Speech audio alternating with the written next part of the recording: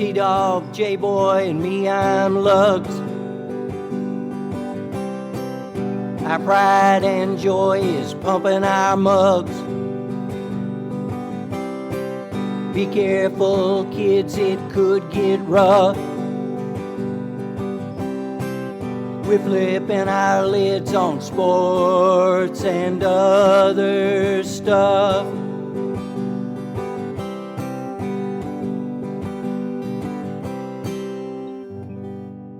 Welcome to Sport Weasel Central. I'm Lugs. I'm J-Boy. And I'm T-Dog. Yes, sir. From the cicada capital of the world, this is Sports and Other Stuff. Here's what's happening. Kentucky fans are cheering because Coach K is retiring.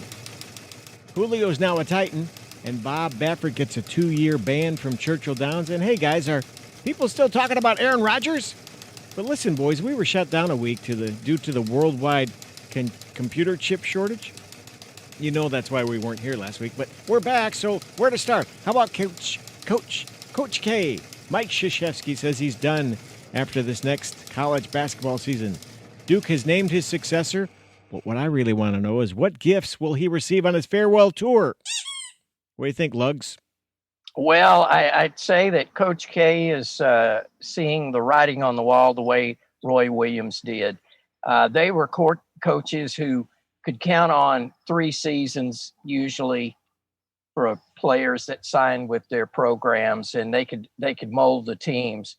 And I'm thinking with the players' advantages now, I don't think those kind of guys they're going to go away. Those kind of coaches, because they're just going to have it's going to be one and done guy coming in here. It's more it's a free for all really right now until it all settles down. So I'm not real surprised at Coach K walking away at this point. Of course, he is giving himself a good farewell tour. Roy didn't bother with that. Roy just said, "I'm done, and let's rock and roll." And he leaned out. He leaned out of the arena, didn't he? Well, he kind of fell back in his chair, and they carried him away. So, oh my man, poor guy. But I hope he's all right. Anyway, T-Dog, what do you make about Coach K? I agree with Lugs. Definitely Krzyzewski is taking the D-Wade way of retiring, announcing it before the season. So every place they stop, he can have a moment. And, I like Coach K, but I will say, and this is not a knock on him because, there's a lot of coaches like this. Probably not the most believable shucks guy. I'm not saying he's a bad guy. I don't think he is, but I think one of my favorite moments is when the Maryland was leaving the ACC, because that's the most not transparent Krzyzewski I think I ever remember, where he was pretty venomous. He's like I'm glad. He's like I don't want to hear them complaining. They're out of here in less than a year anyway. Just kind of spitting fire. I'm like, yeah, that's it. For a guy to be as successful as he is, I think I'm not saying angry, but just there is a fight there all the time. Him just being like, oh shucks, so I was tired of talking down here, and I was like, give me a break. You're not like that at all. He was a lieutenant of Bobby Knight, and he's definitely different than Bobby Knight, but some of Bobby Knight either rubbed off on him or he was always simpatico with his way of his attitude. So him being this quaint little man. But that being said, the man won 5 titles, and you look at it. When he got to Duke, I know it took maybe 10 years into his career to win those 2 titles back to back, but very quickly he made them a powerhouse. Yep. And they were in 2 championship games in the 80s, one against UNL, so he turned them around very quickly, and from his beginning to his end of his tenure for Duke, they were always usually a top 10, top 5 team. So, and recruited and kept some of the greatest, and I'll preface this, college basketball players of all time. When you talk about Grant Hill and you talk about, who's the guy who threw up the shot? The big Christian Laettner. Christian Laettner. And Zion. Right. Maybe not the greatest NBA players ever, but certainly some of the greatest college basketball players ever, I would say. Yeah, no, definitely. Yeah. No, Kentucky fans will never be able to get Oh, over no. the Leitner shot. I heard Leitner on with one of the local sports channels. He's friends with Luke Hancock, Yeah. and Leitner says that if he has to travel from Tennessee to Indiana or Ohio, he makes sure that he fills up so he doesn't have to stop in Kentucky. He said you'd be surprised if he walked into a service station, people would still be mad about that shot. So, Okay, so is he, I'm going to throw you on the spot here, one of the greatest or the greatest of all time? no, I'd have to say Wooden is the greatest of all time. But he's up there, and he's in the top 5, I'd say. I would say he's at the very least tied with Wooden. I'm not going to try to take away from what Wooden accomplished. Obviously, he won 11. Yeah, crazy numbers. I just think in the era in which Krzyzewski coached, it just feels like there were so many. And to be fair, this is just my ignorance of the 70s. It just didn't feel like. I mean, you look at some of the big personalities of the 80s, 90s, to the aughts and the 10s. Krzyzewski was at the top with all these, like John Thompson the third, Jim Boeheim, like Bobby Knight, Rick Pitino, Sure. Calipari. Like he was at Roy Williams. Yeah, to be fair to Roy Williams, obviously. I mean, he went through all these people, and like he was competing them all. Like I think like there was a parity almost in terms of recruiting to a degree. So like for him to still be able to get the talent level of recruits that he got with all these other hungry coaches just speaks to one, how good a coach he is, how good he is at being able to connect with kids and bring them in. So I put him equal to John Wooden, even though he's obviously in terms of championships eclipsed. I just think the era in which he coaches is a lot harder, in my opinion.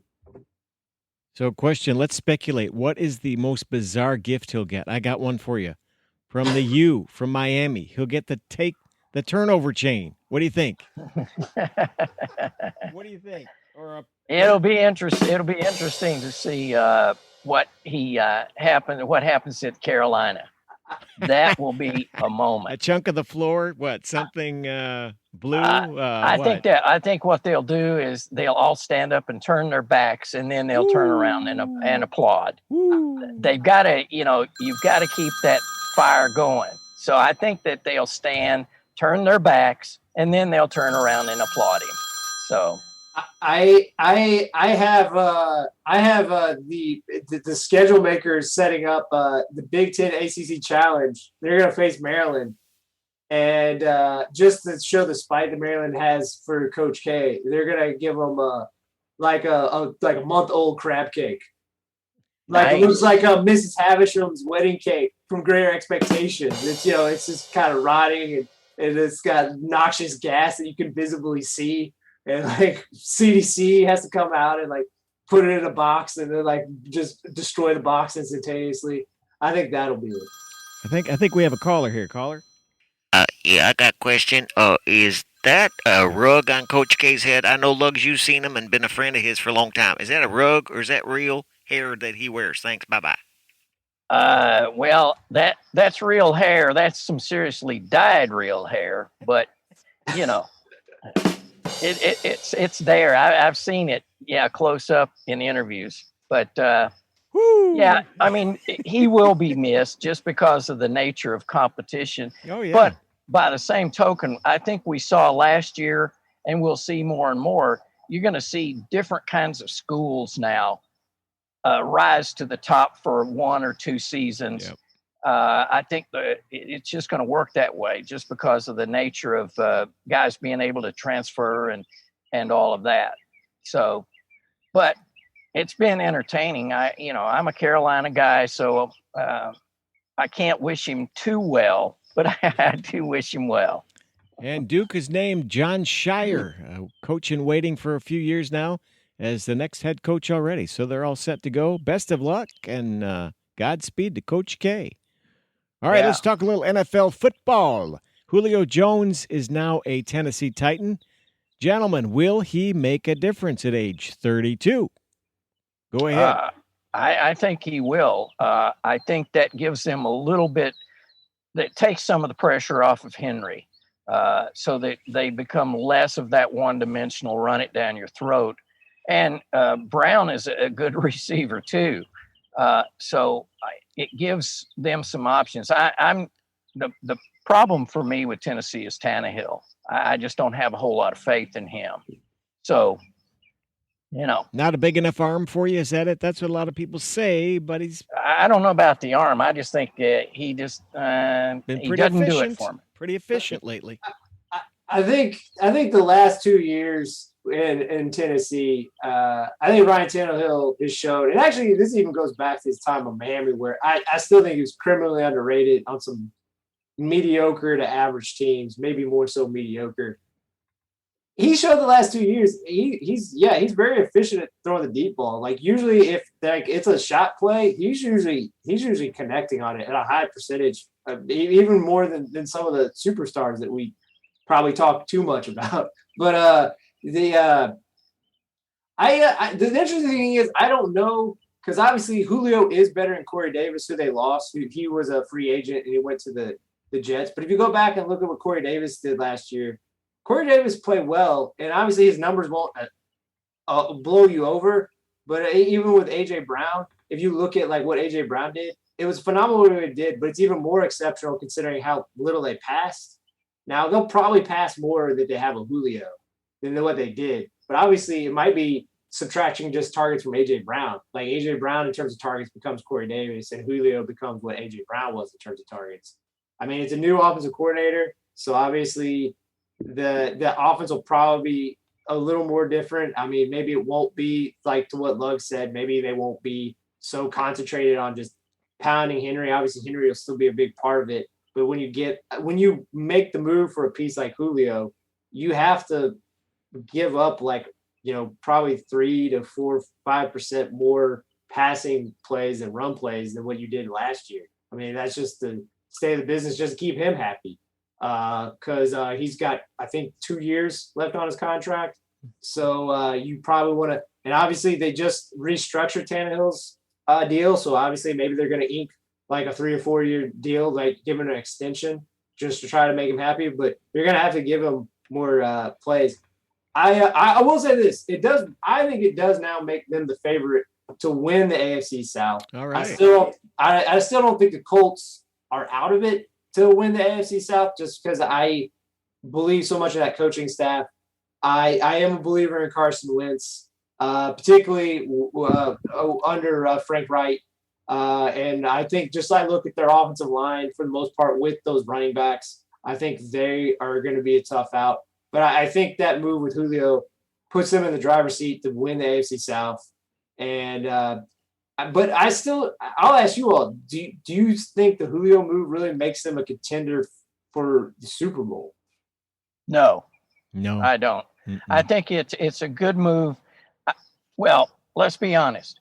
Henry can't last much longer doing 350 carries a season. That's just killer on a man's legs. The average back lasts maybe 5 years, and maybe 3 of that is great. So he's coming up on having those wheels just beat to nothing. They have to really throw more. And I think Julio gives them that moment. I think Julio can do that. And they also, I think, need a scat back. They just need somebody that can, catch a pass and get them a screen pass, slot first man, down, or slot man. Yeah. Whatever. Yeah. So I will say this, and obviously you've been to Nashville a lot too. The underrated thing about it, and I'm not saying that it wasn't a big kind of coup in it. Anyone who's ever been to Nashville, a lot of University of Alabama fans live in Nashville. So you already have it with Derrick Henry. You just double it up with Julio. Like, they love Alabama. You'll see a lot of cars and trucks with Alabama stickers in Nashville. Like, it's actually probably for a lot of UT fans, it's probably a source of contention, but like they're just everywhere. So like it'll help ticket sales probably for games and also merchandise sales.